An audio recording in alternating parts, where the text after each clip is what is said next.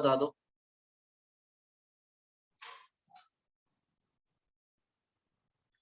हाँ जी, होमवर्क में कोई समस्या?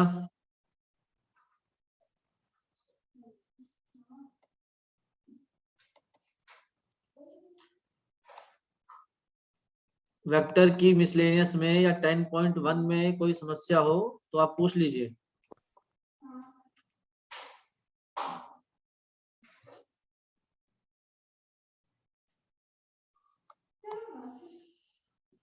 कमाल करते हो यार, सबके सारे क्वेश्चन हो गए। सर हाँ जी, सर लाइन कैसे कोलिनियर प्रूव होगी? वही बेटा, आप कोई 3 पॉइंट प्रूव करने हैं ना कोलिनियर। यस। तो बस वही ए बी सी 3 पॉइंट्स हैं। आप ए बी निकाल लो, ए बी का डायरेक्शन रेशियो निकाल लो, बी सी का डायरेक्शन रेशियो निकाल लो, फिर वो उनका रेशियो सेम आ जाएगा। अगर रेशियो सेम आ गया तो इट मींस कि वो पैरेलल है, सॉरी कोलिनियर है।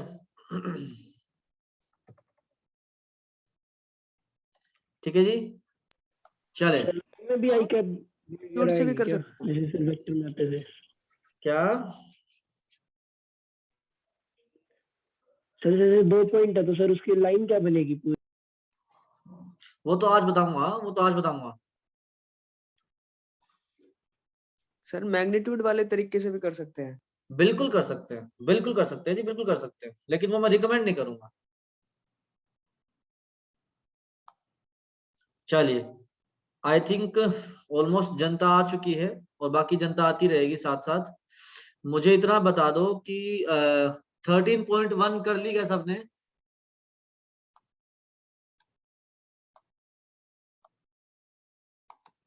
अरे हाँ है ना। दिया जी, इशिका जी, यस सर। आर्ची ने कर ली?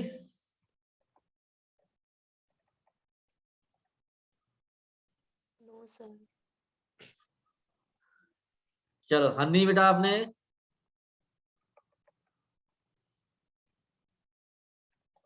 जिज्ञासु? Yes sir. रिया नहीं आई अभी तक। रिया रिया रिया को बुलाओ भाई जल्दी से।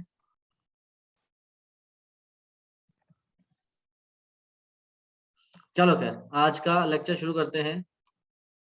आज का जो लेक्चर है ना बहुत सिंपल है, बस 5 मिनट मेरी बात सुनते रहना, ठीक है ना। मैं एक्चुअली 1-2 मिनट इसलिए निकाल रहा हूँ कि जो बच्चे अभी तक पहुंचे नहीं है ना वो पहुंच जाएं एक बार। चलो जी, हल्की फुल्की बातें शुरू करते हैं। आज का जो लेक्चर है ना वो बहुत ही इजी लेक्चर है। देखो हमारे पास अवेलेबल क्या है, हमारे पास 2 पॉइंट्स दिए गए हैं बेटा जी, ए और बी। मैंने कहा ये पॉइंट है 1,2,3, बी पॉइंट दिया गया है -2,4,-1, ठीक है। वो हमसे कहता है कि इसकी डायरेक्शन रेशियो निकालो, जो कि 11.1 में हमने निकाली। तो डायरेक्शन रेशियो जो है बेटा वो इसकी कैसे आ जाएगी, वो आ जाएगी -2, -1, -3, 4 -2 2, -1 -3 -4, इतना आ जाएगा। अगर वो आपसे इसके डायरेक्शन कोसाइंस पूछ ले, कोस अल्फा क्या होगा इसका, -3 डिवाइड बाय इसका मैग्नीट्यूड, वो कितना आएगा 9 + 4 13 और 16 29 आ जाएगा, ठीक है जी। अगर वो आपसे कोस बीटा पूछेगा तो 2/√29 आ जाएगा। अगर वो आपसे कोस गामा पूछेगा तो -4/√29 आ जाएगा। यहां तक कोई समस्या किसी बच्चे को? ये हमने लास्ट क्लास में किया था कि अगर आपको कोई भी 2 पॉइंट दिए गए हों, उन दोनों पॉइंट को ज्वाइन करने से जो लाइन बनेगी उस लाइन की डायरेक्शन रेशियो तो ऐसे आएगी, x2 - x1, y2 - y1, z2 - z1। और अगर डायरेक्शन रेशियो निकल गई है तो डायरेक्शन कोसाइंस कैसे आएंगे, आई कैप का कोफिशिएंट बाय उसका magnitude, cos beta cos gamma, ठीक है जी। यहां तक तो लेक्चर कल का था, जो कि एक्सरसाइज 13.1 में 5 ही क्वेश्चन है, वो हो जाने चाहिए। अब आज का जो लेक्चर है उसका पहला कंटेंट है बेटा परपेंडिकुलर लाइंस, ठीक है ना, परपेंडिकुलर लाइंस। अब इसकी थ्योरी कैसी है कि हमारे पास मान लीजिए कि दो पॉइंट्स हैं ए बी और एक ये दो पॉइंट्स हैं सी डी। ए बी को ज्वाइन करने से एक लाइन बनती है, सी डी को ज्वाइन करने से एक लाइन बनती है, ठीक है। हमें सिर्फ इतना चेक करना है कि ये जो दो लाइंस हैं ये परपेंडिकुलर हैं या नहीं है। तो वो चेक कैसे किया जाएगा, मैं क्या करूंगा, मैं ए बी लाइन का डायरेक्शन रेशियो निकालूंगा और मैं सी डी लाइन का डायरेक्शन रेशियो निकालूंगा और इन दोनों डायरेक्शंस का मैं डॉट ले लूंगा। अगर डॉट 0 आ गया तो क्या इंप्लाई हो जाएगा, आपका लाइंस आर परपेंडिकुलर। अदरवाइज अगर, हाँ जी ठीक बात है ना, कि मैं उन दोनों लाइंस की डायरेक्शन निकालूंगा, ए बी की डायरेक्शन निकल जाएगी और सी डी की डायरेक्शन निकल जाएगी और फिर इन डायरेक्शंस का डॉट अगर 0 आ गया तो वो lines perpendicular, otherwise they are not perpendicular. Example के लिए मैंने कहा मैं रैंडमली कोई भी दो पॉइंट ले लेता हूं, मैंने कहा एक ए है एक बी है, ये दिया गया आपको 1,2,1 और ये दिया गया -1,0,3। तो ए बी की डायरेक्शन रेशियो क्या आएगी बेटा, वो आ जाएगी -1 -1 -2 0 -2 -2 3 -1 2, ठीक है जी। अच्छा, अब मैंने कहा कि क्वेश्चन ने कहा कि आपके पास दो पॉइंट्स और है सी डी वो आपको दिए गए हैं, लेट अस सपोज 1,1,1 तो, और ये दिया गया है 3,3, आपको दिया गया है 5, ठीक है जी। तो बेटा आपका सी डी का जो डायरेक्शन है वो क्या आ जाएगा, 3 -1 2 3 -1 2 5 -1 4। अब मुझे चेक करना है कि ये लाइंस परपेंडिकुलर है या नहीं है, तो मैं इनका डॉट निकाल रहा हूँ। डॉट कैसे निकलेगा, आई का आई के साथ, जे का जे के साथ और के का के के साथ। तो -2 × 2 -4 -2 × 2 -4 +2 × 4 8। सिंस ये डॉट 0 आ गया तो मैं क्या बोल दूंगा कि yes they lines these lines are perpendicular. इतनी बात समझ में आ गई सभी को। अगर ये आपका डॉट 0 नहीं आके नॉन 0 आ जाता है, पॉजिटिव आए चाहे नेगेटिव आए, तो हम लोग क्या कमेंट कर देंगे कि ये lines these lines are not perpendicular. इस थ्योरी में, इस एग्जांपल में किसी बच्चे को कोई डाउट है तो आप पूछ लीजिए बेटा, वरना हम आगे चलते। सर डॉट और क्रॉस में डिफरेंस क्या होता है? डॉट डॉट और क्रॉस में तो जमीन आसमान का अंतर है बेटा। डॉट जो है वो एक स्केलर प्रोडक्ट है कि अगर आप a डॉट b लिखोगे, अगर दो वेक्टर्स का डॉट लिखते हो तो उससे एक वैल्यू आती है, that is mode a mode b cos theta. लेकिन अगर आप a क्रॉस b निकालोगे तो वो तो एक वेक्टर आएगा जो दोनों के परपेंडिकुलर होगा। ये तो सबसे बड़ा जो माइलस्टोन डिफरेंस है वो तो यही है, ठीक है जी। ठीक है सर एक लाइन और वेक्टर में क्या डिफरेंस होता है? किसमें? लाइन और वेक्टर में? हाँ, लाइन और वेक्टर जो है उसमें कोई एज सच कोई बड़ा डिफरेंस नहीं होता। अगर स्पेस में फिजिकली देखोगे तो लाइन भी उसी चीज को रिप्रेजेंट करती है जो वेक्टर को रिप्रेजेंट करती है। वो एक ही चीज को समझने के दो तरीके कि मुझे स्पेस में एक पॉइंट से दो पॉइंट पे जाना है, ए से बी पे जाना है लेट अस सपोज, ठीक है ना। तो अब उस मूवमेंट का कैलकुलेशन जो है वो कुछ लोग वेक्टर से करना पसंद करते हैं, कुछ लोग लाइन से करना पसंद करते हैं। Mathematically we are solving the same problem using the two different theories, ठीक है जी। Yes sir. सर हाँ जी, सर हमारे सिलेबस में स्केलर और वेक्टर प्रोजेक्शन दोनों है। हाँ प्रोजेक्शन तो नहीं, वेक्टर बोलो ना, प्रोजेक्शन तो केवल स्केलर वाला है, A dot B upon mod A या मोड बी जो भी होता है। वेक्टर प्रोजेक्शन नहीं है। हाँ नहीं है, वो एलिमेंट्स में दिया हुआ है लेकिन वो सिलेबस में नहीं है, ठीक है जी। अब बात करते हैं इक्वेशन ऑफ लाइन के बारे में। यहां तक कोई डाउट नहीं है ना किसी को? इशिका, हन्नी, भूमि, दिवित, दिया, दिव्यम, पुनीत, पीयूष। सर मैंने आपको क्लास बाद में चालू करने बोला था ना 10 मिनट, आपने अच्छा। क्लास पहले ही चालू कर दी। वो मैं आपको बता रहा हूँ कि तो इतना तो तुम्हें भी कॉम्प्रोमाइज करना पड़ेगा, मैं भी मतलब कर रहा हूँ। सर मैंने एग्जैक्ट 2 पे सर को बोला था छोड़ दो, सर ने छोड़ा नहीं। तो तुम सर को छोड़ दो ना फिर वो ना क्लास खत्म होते होते भी अटेंडेंस लेते हैं लास्ट में, छोड़ नहीं सकते सर। अच्छा, इक्वेशन ऑफ लाइन। सर मेरी भी सुन लो। हाँ बोल बेटा दिव्यम। ए डॉट बी और मॉडुलस ए डॉट बी में कोई डिफरेंस होता है? ए डॉट बी और modulus A dot B. Modulus A dot B, ऐसे बोल रहे हो क्या? नहीं, पूरा होल पे। नहीं, कोई फर्क नहीं होता। ठीक है। अच्छा जी, अब देखो आपके पास ए और बी दो पॉइंट्स है बेटा स्पेस में। लेट अस सपोज मैंने इसको दे दिया नाम कोऑर्डिनेट्स 1,2,3 और ये है आपके पास -3,4,7। ठीक है जी। अब हमें अगर इन दोनों पॉइंट को ज्वाइन करके हमने ये लाइन बना दी, ठीक है जी, हमें इस लाइन की इक्वेशन लिखनी, ठीक है जी। जैसे हमने 11th में लिखी थी स्ट्रेट लाइन की इक्वेशन, वो 2D में लिखी थी, अब 3D में लिखनी है।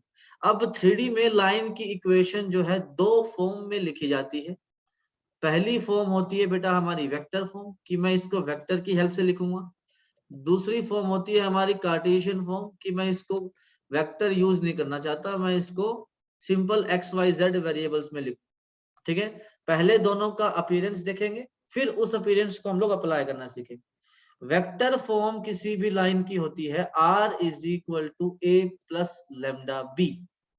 इसमें A किसके लिए होता है? A होता है कोई भी एक पॉइंट जिससे लाइन पास कर रही है, हमें वो यहाँ लिखना होता है। हम इस एग्जांपल में पॉइंट A भी लिख सकते हैं, B भी लिख सकते हैं।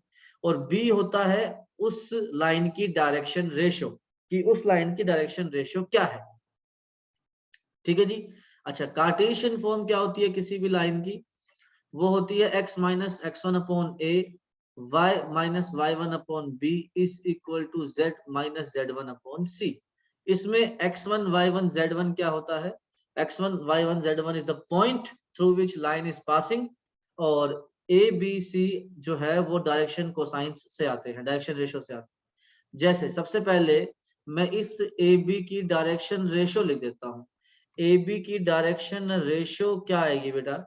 वो आ जाएगी -3 - 1 -4, 4 - 2 2 एंड 7 - 3 4। तो -4, 2, 4, ये इसकी ए बी की डायरेक्शन आ गई। अब इसी सेम ए बी लाइन की इक्वेशन में पहले वेक्टर फॉर्म में लिखता हूं। मैं ए के लिए पॉइंट ए को यूज कर रहा हूं कि मुझे एक पॉइंट चाहिए बस। तो इस पॉइंट का वेक्टर फॉर्म क्या आएगा? i cap + 2j cap + 3k cap plus lambda times of direction. Direction क्या है इसकी? -4i cap + 2j cap and 4k cap. This is the vector equation of the line. Sir ये तो position vector है ना? हाँ हाँ, जो ए जो है वो पोजीशन वेक्टर है और बी जो है वो डायरेक्शन वेक्टर है। ठीक है ना। यहाँ पे मुझे कोई भी एक ऐसा पॉइंट का पोजीशन वेक्टर लिखना होता है जिससे कि लाइन पास कर रही है। मैंने ए पॉइंट की हेल्प से लिखा है, कोई चाहे तो बी पॉइंट की हेल्प से भी लिख सकता है। इसी लाइन की इक्वेशन लिखी जा सकती है -3i cap 4j cap + 7k cap plus lambda times of -4i cap 2j cap and 4k cap. कोई डाउट किसी को कि ये कैसे लिख दी मैंने? वेक्टर बी क्या है सर इसमें? डायरेक्शन बेटा, direction. Vector B is the direction of the line, direction vector. ठीक है जी, जो कि कहां से आएगा? डायरेक्शन रेशियो से आएगा। यहां से आया -4i cap 2j cap and 4k cap. ठीक है। इसमें लैम्डा का क्या होगा? Lambda is any constant, lambda is any constant. जैसे कार्टेशियन फॉर्म में x y z आते हैं ना वेरिएबल, भी इक्वेशन लिखेंगे तो x y z तो आएंगे, क्योंकि अलजेब्रा में पढ़ते हैं हम लोग। तो वेक्टर फॉर्म में इक्वेशन लिखी है तो lambda is any scalar constant. Sir हमने पहले तो डायरेक्ट ही लिख दिया था पहले कब? पिछले चैप्टर में। नहीं, पिछले चैप्टर में हमने इस लाइन तो पढ़ी नहीं, हमने तो केवल वेक्टर ही पढ़ा था। कि ए बी वेक्टर को तुमसे पूछे तो वो हो जाएगा -4i cap -2j cap + 2j cap और 4k कैप। यही बोल रहे हो ना आप दिवित? Yes sir. हाँ, तो वो ए बी वेक्टर की बात थी, वो एक अलग चीज है। हमें अब इस लाइन की इक्वेशन लिखनी है। लाइन की इक्वेशन का मतलब क्या होता है कि आपको अगर इस लाइन पे कोई भी जनरल पॉइंट लिखना हो तो कैसे लिखोगे?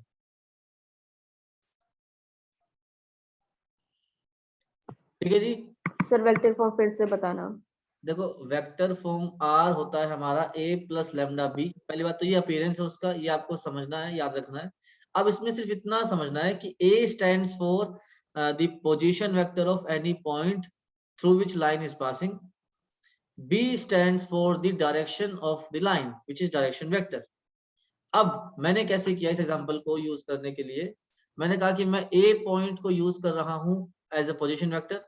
तो ए पॉइंट का पोजीशन वेक्टर क्या आ जाएगा? आई कैप, 2j कैप और 3k कैप। तो ये वो यहाँ पुट कर दिया, प्लस लेमडा टाइम्स ऑफ इसकी डायरेक्शन। डायरेक्शन हमने पहले निकाल दी थी, ए बी की डायरेक्शन क्या आएगी? -4 2i कैप और 4j। तो वो यहाँ डायरेक्शन पुट कर दी। सर जो ए वेक्टर है हम उसमें बी के कोऑर्डिनेट्स लिख सकते हैं? यस, मैंने अभी बताया, जस्ट 1 मिनट पहले भी बताया था, बिल्कुल। Okay sir. और कार्टेशियन फॉर्म जो है, स्पेलिंग शायद गलत है, देख लेना। वो आ जाएगा आपका x-1 पॉइंट ले रहा हूं मैं, 1 2 3 ए पॉइंट ले रहा हूं, अपॉन ए कितना आएगा? ए आएगा डायरेक्शन रेशियो से, that is -4 is equal to y-2 upon B कितना आएगा जी आपका 2 is equal to z-3 upon C कितना आएगा जी 4। तो ये हमारी इसी लाइन की कार्टेशियन फॉर्म हो जाएगी।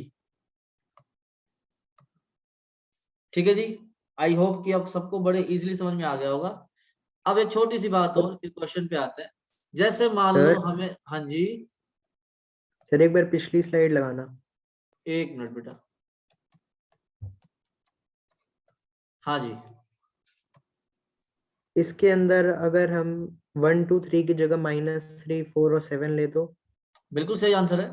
x+3 upon -4, y-4 upon 2, z-7 upon 4, that is also the equation of this line. इसमें कोई चक्कर नहीं है, कोई डाउट नहीं है। ओके। चलिए जी, अब हमें थोड़ा सा रिवर्स इंजीनियरिंग करनी है। हमारे पास ये एक लाइन की इक्वेशन गिवन है। ये लाइन की इक्वेशन कौन सी फॉर्म में है?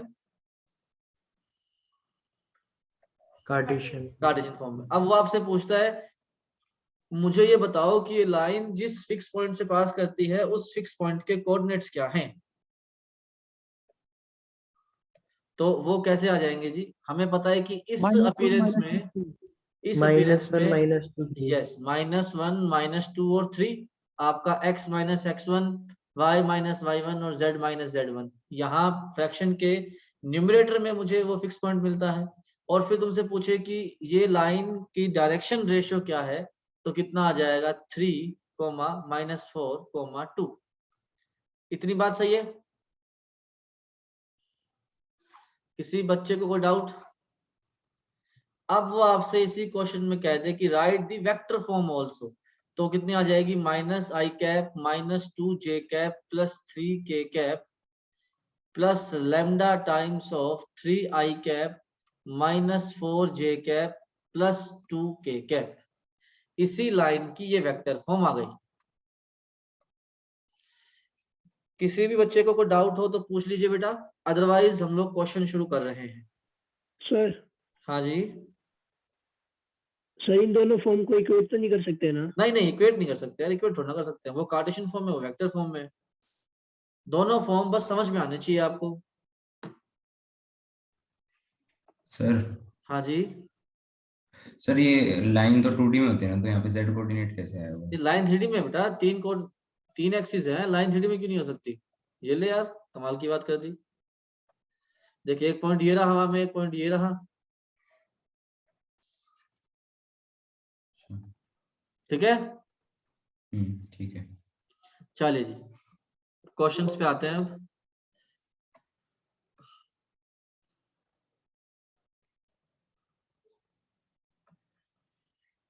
फर्स्ट कर लो, सेकंड कर लो,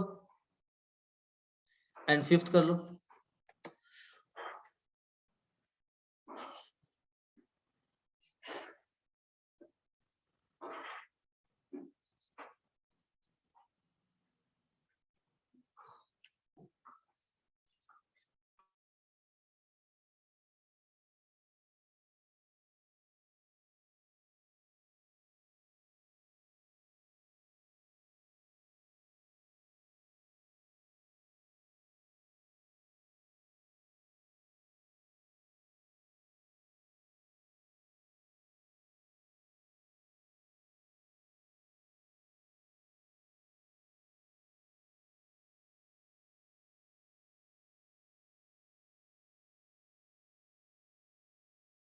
कोई बात नहीं, आदित्य करते हैं डिस्कस।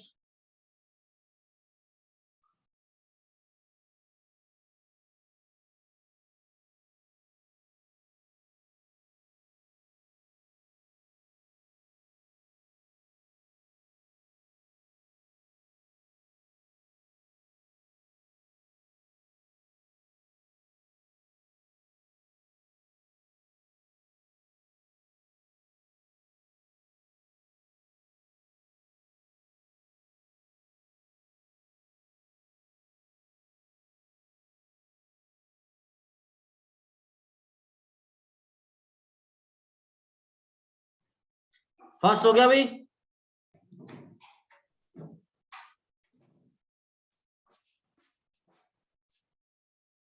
बेटा दिवित, इसमें आपको डायरेक्शन कोसाइंस ऑलरेडी गिवन है। ये कोई भी 3 लाइन है जिनके डायरेक्शन कोसाइन है ये और ये। अब आपको ये कहा गया है कि शो करो कि परपेंडिकुलर है, तो इसका और इसका डॉट निकाल दो, वो 0 आ जाएगा। इसका और इसका डॉट निकाल दो, वो 0 आ जाएगा। अगर ऐसा हो गया तो बड़ी खुशी की बात है कि पहली लाइन के डायरेक्शन कोसाइंस अगर मैं लिखूं, सर पहले डायरेक्शन हाँ जी, डॉट तो डायरेक्शन उसका निकालते थे ना।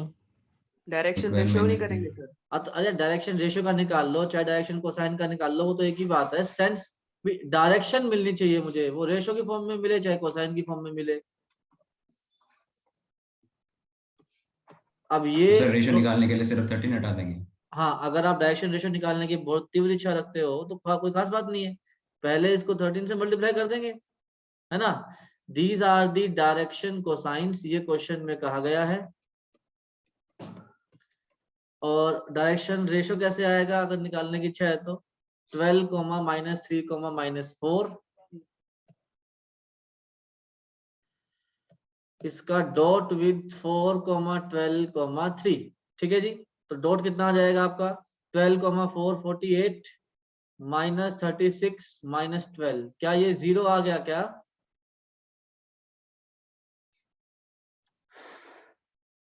अरे हाँ है ना। Yes sir. अगर ये 0 आ गया तो हम लोग क्या बोल रहे हैं कि ये जो 2 डायरेक्शन दिए गए हैं जिस भी लाइन के हैं, दोज लाइन्स आर परपेंडिकुलर।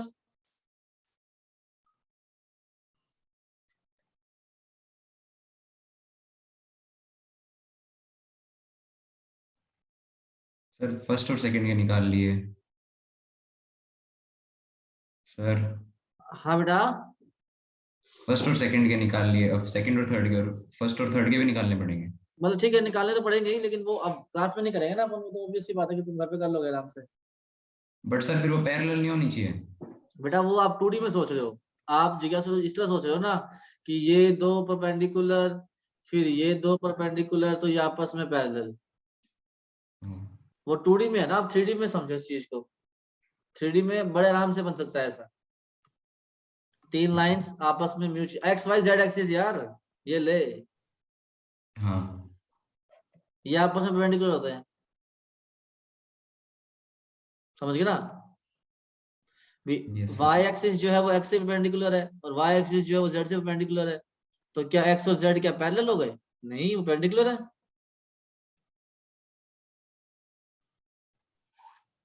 ठीक है सर। चलो जी, सेकंड करें।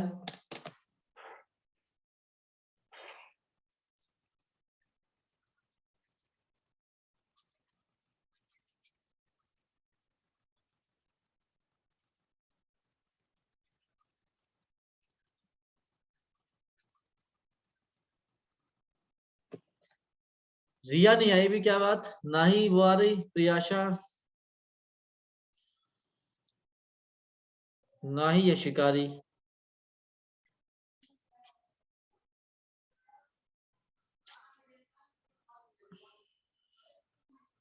पीयूष आया हुआ है? हाँ पीयूष आया हुआ है। Yes sir. चलो,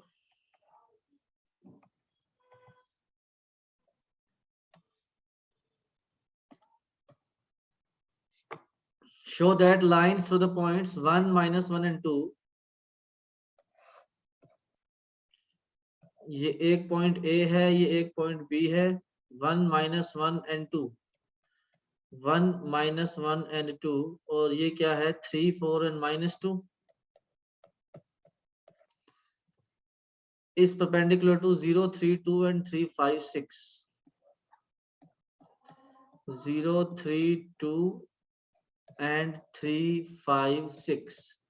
तो नाम दे दीजिए इनको सी डी, ए बी और सी डी। तो हम लोग क्या करेंगे, हम लोग पहले ए बी का स्लोप निकालेंगे जी, सॉरी स्लोप बोल रहा हूँ, डायरेक्शन निकालेंगे। आप ए बी की डायरेक्शन निकालो और सी डी की डायरेक्शन निकालो, शुरू करो। यहां तक जो मैंने ज्योमेट्री बनाई वो सभी को समझ आ रही है ना?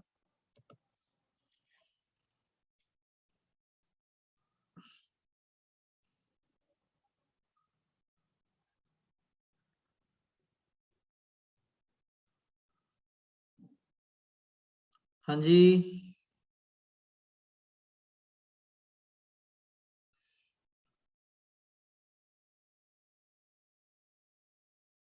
अरे मामला क्लियर है क्या? Yes sir. चलिए ए बी की डायरेक्शन निकालो।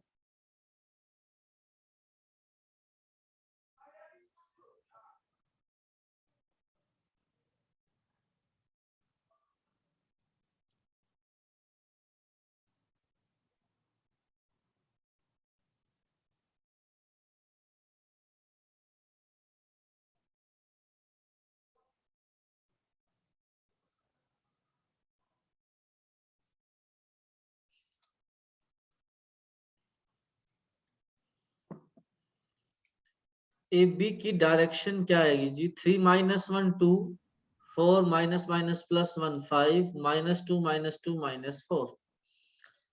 सी डी की डायरेक्शन क्या आएगी जी? 0 - 3 3, 5 - 3 2, 6 - 2 2, सॉरी 6 - 2 4। इतना सही है। अब इनका डॉट लिखते हैं जी, ए बी डायरेक्शन का dot with C D direction का डॉट। आई का डॉट आई के साथ, जे का डॉट जे के साथ और के का डॉट के साथ। तो कितना आ जाएगा 6 + 10 - 4 × 4 16। तो ये 16 - 16 0 आ गया। अगर 0 आ गया तो हम लोग क्या कह सकते हैं कि yes these lines are perpendicular. कोई समस्या? आरची बेटा, एनी, भूमि, दिव्यम, पीयूष, पुनीत और रोहित।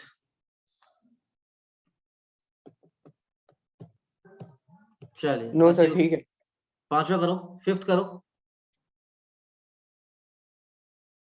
फिफ्थ करें। आगे बता दो सर, आगे कौन सा करना है? एक मिनट रुक जाए, देख यूं ना कर। बता दो सर। एक क्वेश्चन ही करना है इसके आगे, क्योंकि फिर तो होमवर्क तुम्हारा कम हो जाएगा बिल्कुल ही।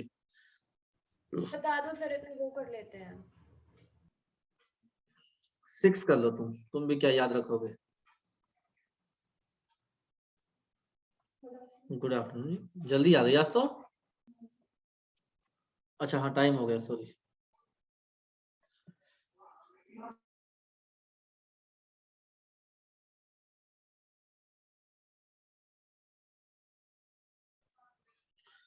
हाँ जी, फिफ्थ हो गया क्या? Find the equation of line in vector form and in Cartesian form that passes through this point and is in this direction. तो 2i cap minus j cap plus 4k cap lambda times of this। अच्छा जी, ये तो easy है यार। r कितना आ जाएगा? 2i cap minus j cap plus 4k cap plus lambda times of direction, i cap plus 2j cap minus k cap, i cap plus 2j cap minus k cap. ये आपकी आ गई vector form. अब इसी की Cartesian form क्या आ जाएगी? x - 2/a y + 1/2 is equal to z - 4/-1। So that becomes the equation of the line in the Cartesian form। कोई समस्या किसी को?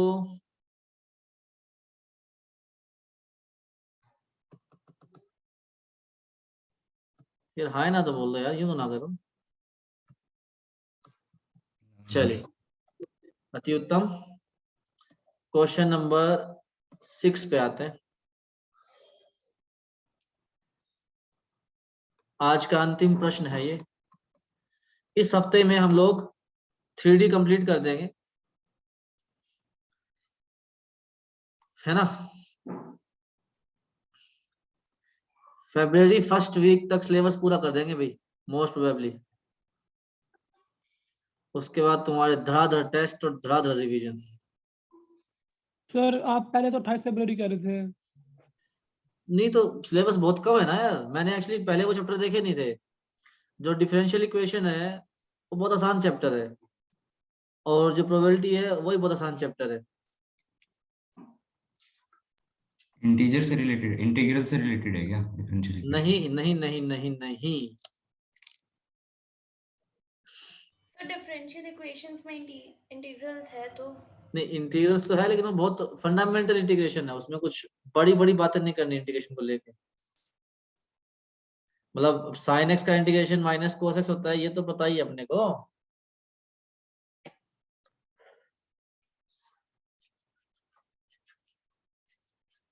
कोई नहीं, उस बात को तुम चिंता ना करो। वो जिस टाइम पे होना है, जिस स्पीड में आप लोग कंफर्टेबल है उसी स्पीड में करूंगा। अभी तुम्हें लग रहा है कि मैं ऑनलाइन पढ़ा रहा हूँ तो मैं सिलेबस बहुत तेज पढ़ा रहा हूँ? बहुत हल्के हल्के चल रहा है यार मामला। Yes, sir. तेज ही बढ़ा रहे हो सर। सर अभी तो एलिमेंट्स भी हाँ मैं वही तो कह रहा हूँ ना कि अभी तक हम लोग केवल एनसीईआरटी ही तो कर रहे हैं।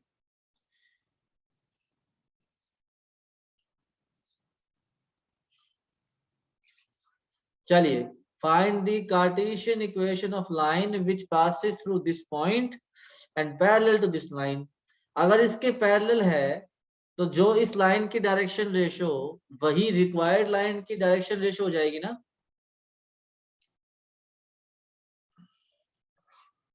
अरे हाँ है ना। Yes sir. तो मैंने एक हाइपोथेटिकल लाइन ऐसे इमेजिन कर ली। मैंने कहा इस पॉइंट से पास करती है और इसकी डायरेक्शन रेशो जो है वो इसी के पैरेलल है 3,5,6। तो बस अब आपकी डायरेक्शन लाइन की इक्वेशन क्या आ जाएगी, x + 2/3, क्योंकि इस पॉइंट से पास करती है ना, y - 4/5 is equal to z + 5/6. So this is the equation of the required line. यहाँ तक किसी बच्चे को कुछ पूछना हो तो you are more than welcome to ask. Sir फिर से बताना। देखो क्वेश्चन ने ये कहा कि वो इस पॉइंट से पास कर रही है -2,4, -5 से, और इस लाइन के पैरेलल है। अब मैं ये कह रहा हूँ कि अगर स्पेस में कोई दो लाइंस पैरेलल होती हैं तो इट मींस उनका डायरेक्शन सेम है। तो जो इस का डायरेक्शन रेशियो वही रिक्वायर्ड लाइन का, तो इसका डायरेक्शन रेशियो मुझे पता है, यहाँ लिखा होता है डिनोमिनेटर में 3,5,6। तो उसकी डायरेक्शन रेशियो क्या आ जाएगी 3,5,6। ठीक है जी। तो डायरेक्शन रेशियो सेम कैसे है? क्योंकि पैरेलल है ना। अभी वही तो समझा रहा हूँ, कॉन्सेप्चुअली यही तो बात बताई है कि अगर कोई भी दो लाइन पैरेलल है तो बेसिकली उनकी डायरेक्शन तो सेम ही है। पैरेलल का मतलब ही ये होता है। Yes sir. सर हाँ जी। सर उसकी डायरेक्शन रेशियो k टाइम्स नहीं होनी चाहिए फिर? हाँ बिल्कुल k टाइम्स। अरे यार वो तो k टाइम्स ले सकते हैं, उसमें कोई दिक्कत नहीं है। और वो आंसर और ये आंसर सेम ही होगा कि अगर किसी लाइन की डायरेक्शन रेशियो आपने 3, 5, 6 ले ली, या फिर 6, 10, 12 ले ली, या किसी ने मान लो -3, -5, -6 ले ली, वो एक ही बात है। सर उसको सिंपलीफाई कर सकते हैं मतलब? हाँ हाँ। This will be the equation of the required line जो हमसे पूछी गई है, क्योंकि -2, 4, -5 ये पॉइंट हो गया और ये लाइन हो गई। x + 2/3, y - 4/5, z + 1/6। क्या इतनी बात क्लियर है आपके लिए?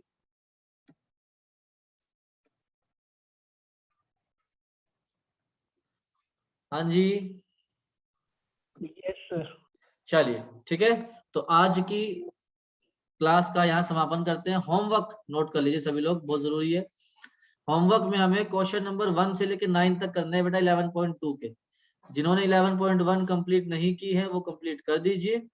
11.2 के पहले 9 क्वेश्चन कल 11.2 कंप्लीट कर देंगे हम लोग, ठीक है बेटा? सर टेस्ट में मिसलेनियस दोगे कल? बिल्कुल देंगे जी, क्यों नहीं देंगे। और जो आपने वो क्वेश्चन छुड़वाए थे वो स्टार्टिंग के वो वाले, वो नहीं देंगे ऑब्वियसली, जो मैंने पढ़ाया है वही दूंगा ना सर यार। वो मतलब करवाए क्यों नहीं आपने? वो सिलेबस में तो है ही। सिलेबस में नहीं है ना वो, वही तो कह रहा हूँ, थ्योरेटिकल क्वेश्चन है यार वो। आपने जो पीडीएफ भेजी थी डिलीटेड वाले उसमें तो सिर्फ 18 कटा हुआ था, बाकी तो सारा है ही। अच्छा कोई नहीं, आप एक काम करना, आप कर लेना और जो डाउट हो वो ले लेना। वो बेटा थ्योरेटिकल क्वेश्चंस हैं, उनका कोई सिर पैर नहीं है। सर आपने 10.1 भी नहीं कराई, आप बोल रहे थे कराऊंगा। एक काम करो भी, अभी क्लास खत्म नहीं करते हैं, 10.1 नहीं करते हैं, वो 2 मिनट की एक्सरसाइज है, उसको लेके तुम 3 बार बोल चुके हो मुझे। रिकॉर्डिंग दे दूंगा सर।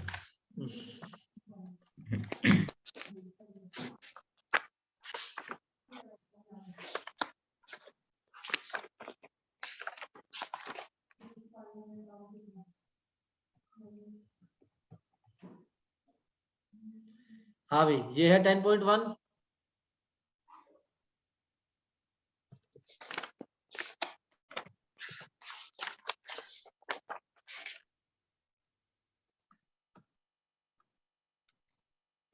ये लो जी, ये है ना 10.1। वेक्टर उस चीज को बोलते हैं जिसके पास मैग्नीट्यूड भी हो, डायरेक्शन भी हो, है ना? यही बात सिखाई है मैंने आपको। तो classify the following measures as scalars और वेक्टर्स। वेट क्या होता है? स्केलर होता है, क्योंकि उसकी केवल वो होती है, मैग्नीट्यूड होता है, डायरेक्शन तो होता नहीं। अच्छा, 2 मीटर्स नॉर्थ वेस्ट, मैग्नीट्यूड भी है और डायरेक्शन भी है, तो सेकंड एग्जांपल जो वेक्टर हो जाएगा। ये बात समझ में आ रही है क्या? अरे हाँ है ना? Yes sir. Yes sir. ठीक है जी। अच्छा, classify the following as scalar vector. Time period भी स्केलर होता है, डिस्टेंस भी स्केलर होता है। फोर्स वेक्टर होता है क्योंकि फोर्स की डायरेक्शन होती है। वेलोसिटी वेक्टर होता है क्योंकि वेलोसिटी की डायरेक्शन होती है। वर्क डन स्केलर होता है क्योंकि उसकी कोई डायरेक्शन नहीं होती। अच्छा, ये फोर्थ क्वेश्चन फिर भी थोड़ा इंपॉर्टेंट है। को इनिशियल वेक्टर उनको बोलते हैं जिनका की इनिशियल पॉइंट सेम हो। इक्वल वेक्टर तो वही हो जाएंगे जिनका इनिशियल और फाइनल दोनों सेम हो। कोलिनियर बट नॉट इक्वल, मतलब ऐसा, है ना? इस एग्जांपल में ए बी और B C they are collinear but they are unequal. ठीक है जी। सर इनिशियल और फाइनल पॉइंट क्या होते हैं? Sir equal. अरे मतलब जैसे ये एक वेक्टर है, वो ए से बी जा रहा है, और एक है जो ए से सी जा रहा है, तो आप क्या इनको इक्वल वेक्टर्स बोल सकते हो? नहीं बोल सकते, ऑब्वियसली उनका I cap J cap A cap अलग अलग आएगा ना। हाँ जी, कोई बच्चा और कुछ पूछना चाह रहा था? क्या पूछ सर रहे हो? इक्वल वेक्टर्स कौन से होते हैं? वही तो यार, जैसे मैं सर आपके इक्वल सामने, वेक्टर्स। जैसे मैंने लिखा आई कैप प्लस जे कैप और एक बी लिख दिया आई कैप प्लस जे कैप, क्या ये वेक्टर्स इक्वल है क्या? यस, क्योंकि उनका आई कैप का और जे कैप का कोरेस्पोंडिंग कोफिशिएंट सेम है।